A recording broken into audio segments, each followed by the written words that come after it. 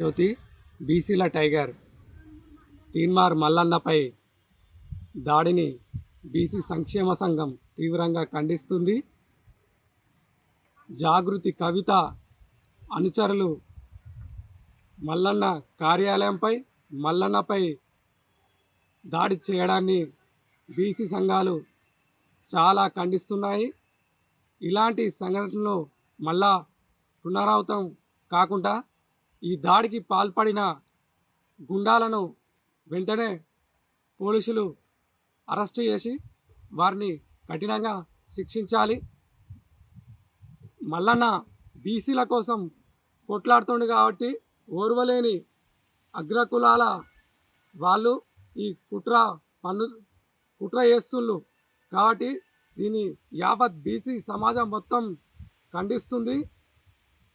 మల్లన్న గారు బీసీలకు స్థానిక సంస్థలో 42% రిజర్వేషన్ ప్రవేశపెట్టాలి, చట్టబద్ధత కల్పించాలి. అదేవిధంగా పార్లమెంటులో 50% బీసీ బిల్లు ప్రవేశపెట్టాలని ఉద్యమిస్తుండు. ప్రతి పల్లె బీసీ ఉద్యమం నడుస్తుంది. కాబట్టి కవితకు అనుచరులకు బీసీ సంఘాల తరఫున హెచ్చరిస్తున్నాం. మనది ప్రజాస్వామ్య దేశం. ఇలాంటి దాడులు చేయడం సమంజసం కాదు.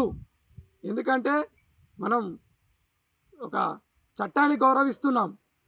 కాబట్టి మీరు ఇప్పటికైనా ఈ దాడులు మానుకోవాలని బీసీ సంఘం తరఫున హెచ్చరిస్తున్నాం, డిమాండ్ చేస్తున్నాం. రాబోయే రోజుల్లో బీసీలందరూ ఏకమై పెద్ద ఎత్తున బీసీ ఉద్యమాన్ని మరింత ఉధృతం చేస్తాం. మేమెంతో మాకంత వాట కోసం మేము కొట్లాడతాం. అది ఆర్థికంగా, రాజకీయంగా, సామాజికంగా మాకు సమన్వయం వచ్చే వరకు మా పోరాటం ఆగదని మేము డిమాండ్ చేస్తున్నాం. దాదాపు స్వాతంత్రం వచ్చి 78 సంవత్సరాలు అవుతుంది. అయినా బీసీలు రాజకీయంగా, సామాజికంగా, ఆర్థికంగా చాలా వెనుకబడి ఉన్నారు. మల్లన్న గారు స్టాండ్పై ఉండు మంచి బీసీ ఉద్యమాన్ని ఉధృతం చేస్తుండు. ఆయన వెంటే బీసీ ప్రజలందరూ ఉంటారు.